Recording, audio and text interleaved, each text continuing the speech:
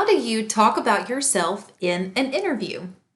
Well, in my course, Art of Conversation 6 Weeks from Awkward to Articulate, I have an entire bonus dedicated to this topic called interview prep because being able to impress other people during an interview process is 100% a skill that can be learned. There are some very specific do's and don'ts related to this topic, but I want to discuss one or two of them with you today. First things first, I want to make sure that you understand that you are being interviewed from the second someone in that office lays eyes on you. They might ask the person who's just letting people in the front door and showing them back to the interview room, what did you see while they were in the waiting room? Or what was your impression of them? Or how did they treat you? So please don't make the mistake of thinking that you are only being interviewed when you're in the interview room. You're being interviewed the entire time.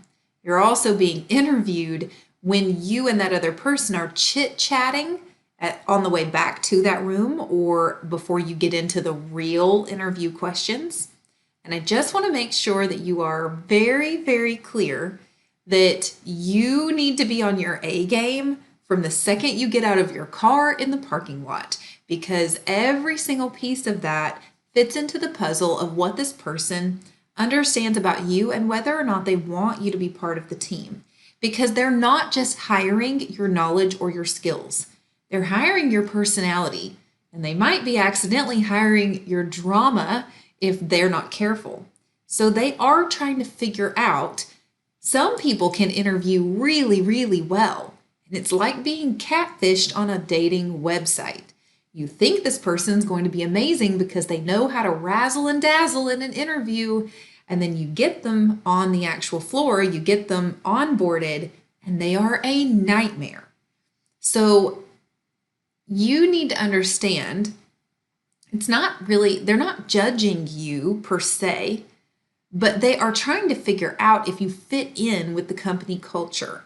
Are you going to be a source of drama? Is your personality so different from everybody else? Let's say that this is an office where everybody, you can just hear a pin drop. It's so quiet and everybody likes it that way, that everybody likes to just keep the environment. We've got lamp lighting everywhere. We've got candles on the desks. We've got low music in people's offices. People want a very chill environment. And here you come in really over energetic and really overexcited and super loud. And it's not that you're a bad person or that you can't do the job, but if they're getting the impression that your energy just doesn't mesh well with everybody else's energy in that room, they're not going to be as likely to take you on because they're trying to create a community and an environment for everybody there. This is not the case with every job. The more desirable the job, the more true this is. So don't fake who you are, but just understand that they're trying to get to know you, not just your skill set. So that's the first thing, is make sure that you understand you're in the spotlight from the word go and that you're acting as though that you're being polite to everyone, that you're being cordial with everyone, that you're not being obnoxious, and that you're not telling on yourself. So a lot of times these interview questions are designed in such a way because they're trying to understand a certain set of skills that you have. Do you have problem-solving skills? Do you know how to prioritize what's important or not? Do you know what's appropriate or not in the workplace? How do you handle difficult personalities? Because maybe Jim in tech support is a piece of work and you're going to have to interact with him regularly, and they need to know that it's not going to turn into a knife fight at the office. They need to know that you know how to handle quirky or irritating personalities in a professional way. So sometimes with these interviews, you get this feeling that you have to be perfect or that you don't really understand the purpose behind the questions. And if you can understand the purpose behind the questions, that they're trying to understand if you have the skills needed, if you have the personality that's going to fit, if you are really just putting on a show for the interview, but that's not really what they're going to get once you're hired. That is the purpose of the interview. They want to know who they're actually getting, what they're getting, and what they might be signing up for drama wise that they didn't really intend to when they offered you the position. And if you can understand that, it takes so much of the pressure off. Yes, you need to be able to do the job, but you also need to not cause problems or that you're not going to cause drama. So they're asking you a lot of questions to understand, do you have the skill set to handle what's going to be thrown on you in this job? So if you can understand that, then it will go a long way towards your ability to relax in the interview, but also to make sure that when you are answering those questions, that you're keeping those skills in the back of your mind. You're showcasing opportunities where you have had great customer service, where you have had to prioritize difficult things in the past and you made the right choice, where you have had a difficult coworker in the past and you handled it professionally. So when they're asking questions such as, tell me about a time when you had a conflict with a coworker and how did it go? You need to make sure that you're telling a story where it went well and where you handled it professionally. You don't need to tell a story that ends with drama or that ends with someone getting fired or that you feel triumphant that I was right, they were wrong, and they got fired and ha ha ha. Because that's not showing teamwork. It's not showing empathy. It's not showing restraint, right?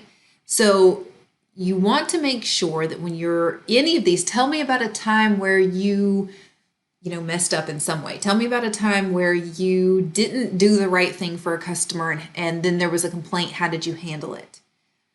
They need to know that you know how to handle these things gracefully and professionally and eloquently, and that you're not going to embarrass yourself, embarrass the company, cause a lawsuit, that you're not going to be such a source of drama in the office that everybody's miserable. If you can understand that the purpose of the interview is to make sure that you're going to be a good fit there and that you're going to be well received and that you're going to be an asset to that company, that you know how to handle difficult situations and you know how to turn something difficult into something positive. That's what they want. Now, if those are skills that you struggle with, then please make sure that you're on the waiting list for my course, Art of Conversation, 6 Weeks from Awkward to Articulate, because I absolutely go over every single one of those skills in that course. I go over everything from coming across well to dealing with customer service issues to dealing with conflict and a lot of work-related issues like reputation, maintaining a good reputation, maintaining positive relationships with difficult coworkers. Maybe the coworker who's passive aggressive or condescending or a know-it-all or a tattletale. How do you handle those people? I go over all of that in the course. So if maybe you're thinking to yourself, great, if that's what they're looking for in an interview, then I can't bring that to the table because I don't have those skills. Let me help, because I absolutely can help. And my course can absolutely get you to where you want to be and where you need to be so that you can be as successful as possible in your working life. Now, as far as the specifics, you're going to have to sign up and make sure you get that bonus interview prep in order to really dig down deep into what exactly to say.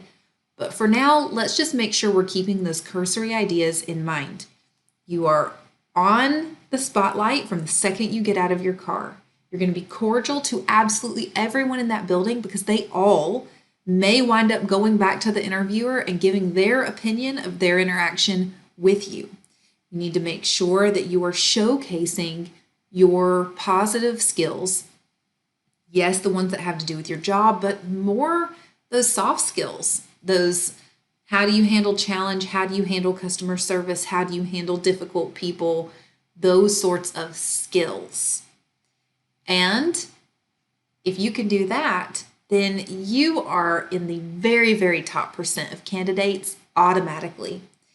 Your skills do have to be in place, but those interpersonal skills are absolutely the key to whether or not you will ultimately be offered the job. If you have any questions, please let me know. Keep in mind that I am your conversation expert, Julie, and I'm here for you.